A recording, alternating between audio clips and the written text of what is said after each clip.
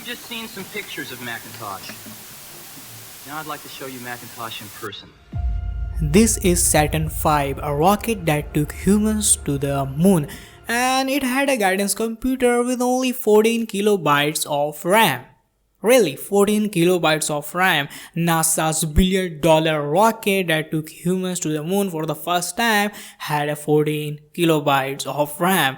So for the comparison today, a low-end laptop has a 8 million kilobytes of RAM. So yeah, that's how technology evolves over time. So computers history become more and more fascinating as you go deeper into it. So as you can guess, today we're gonna talk about the history, the evolution of the computer. So we are going to start our history with the ancient computers, the first ever computer that humans built. So we are talking about calculator first because that was the first thing that people invented as a computer.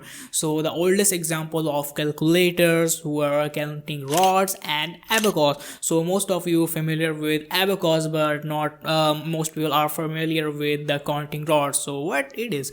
So counting rods are just some rods that you can represent a number from it. Like one rod represent one number, two rod represent two number, and three rod represent three number, and the pattern changes as you go large in number. So yeah, that's how people represent large numbers in ancient time with the help of some rods. So yeah, but as you can tell, this is not the most efficient way to represent a large number because it required a large amount of work and material and not so efficient at all. So that's why after some years the invention of abacus came into the picture, and till this date we don't know the origin of abacus, but these were mostly used in China, Russia and East Asia.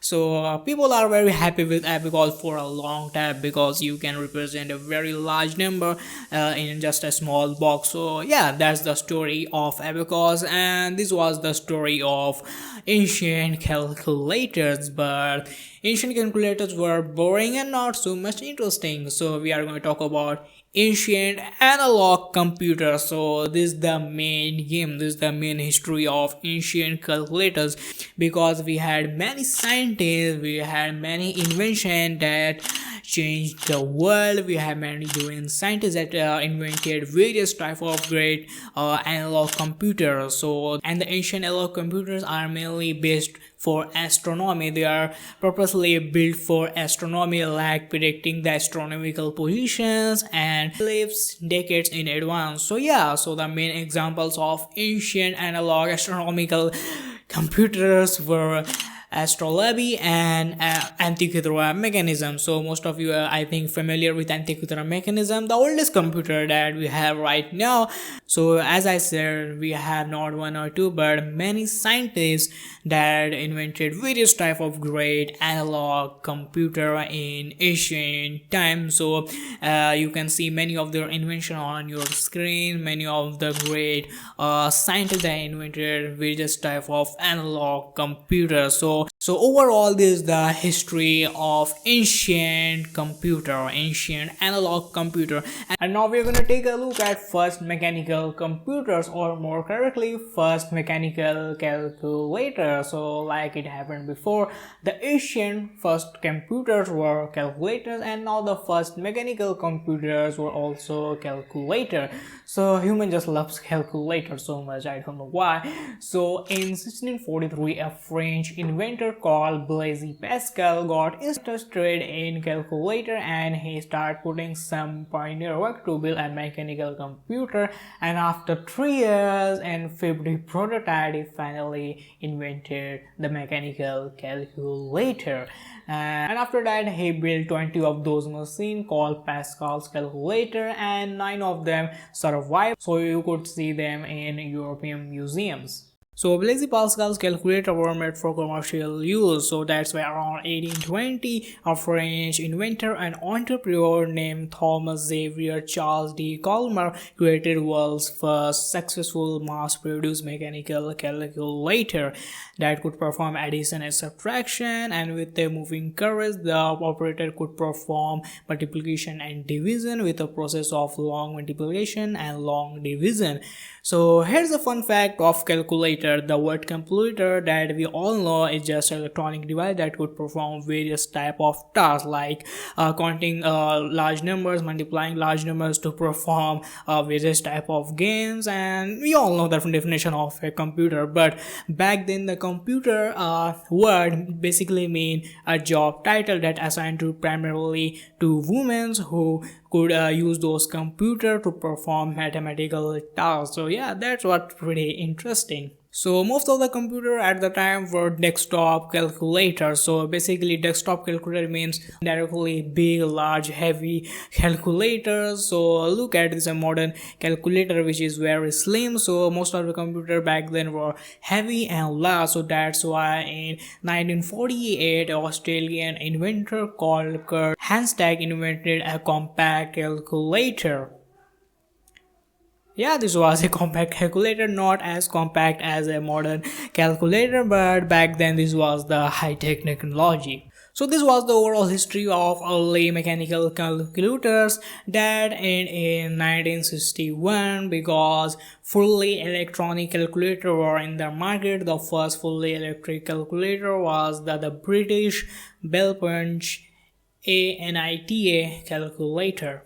And now we are going to take a look at first general purpose computing devices that programmable, more advanced, and also can use for various type of things. So yeah, in 80s 20s, a scientist called Charles Babbage, also called the father of computer, created the first programmable mechanical computer called difference engine. So the computer was huge as you can see in these pictures, and after some years he created a much more general form of that computer called analytical engine. This computer were much more basic in compared to difference engine, but yeah, computer back then were very heavy and large. So after that, and in 1873 Sir William Thomson, later Lord Kelvin, created a tide predicting computer. It used a system of pulleys and wire to automatically calculate predicted tides level for a set period at a particular location. So yeah, it was a really cool device at the time. So this is the all about 80s. Now we are about to enter in 90s, and 90s computers is all related to war. World War II play a huge role in the development of computers. So there were computers specifically designed for the war. They are purposely built for making hydrogen bombs, guns, and improving aims, and to find ships in ocean and all that kinds of stuff that you can imagine in wars. So there were many huge improvements happening over the years during World War II, and all the computers were specifically for calculating huge calculations. There were computers made for encryption and all kinds of crazy stuff. So yeah, and in 1940 a German engineer called Konrad Zui created what you call advanced mechanical computers. So Z1, Z2 and Z3 were the most advanced computers in 90s. So Z1 and Z2 were basically analog mechanical computer, but Z3 was fully functional first digital computer. So because of war, United States created a computer called Electronic Numerical Integrator and Computer. So this computer was built for making bombs and calculating large calculations and stuff like that. So yeah, that's pretty cool, I guess. So you got to the point how computer world look like in 90s. So there were no commercial computer for normal people. There were computer only for scientists or for government officials. So yeah. So what's the story of PCs? What's the story of personal computers? How they came into the picture and how they became so popular? So the history of personal computer starts in 1974, where a small firm called MIT created their first personal computer, and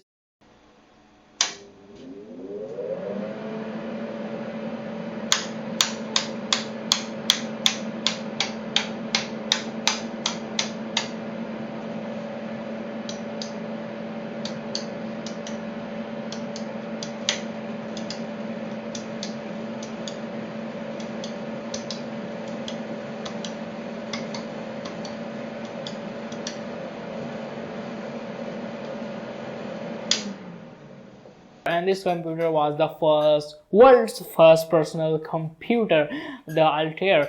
So after that, major companies tried to make their own personal computers like IBM, like Apple. So IBM created their own personal computer in August 1981. So yeah, this computer also looked like pretty modern. But things start to changing in 1983, where Apple launched their first personal computer, Lisa. But the product didn't perform as expected. So after some years, on 24 June 1984, Apple released their Macintosh personal computer, and it was special for a reason. It had a friendly user interface, graphical interface that very few or at least no computer at the point providing. So that's why it became so much popular, and this was a huge success for Apple. So this was the early history of personal computer, and as you can guess, after that the computer became more and more popular. More and more companies expended their money to build more powerful computers, and now we have most advanced computers that don't need a whole room to fit in. And yeah, so that's the story of personal computers, and we also talked about the history of computers in general. So yeah, that's all about in this video. So hope you guys like it, and I'll see you in my next video.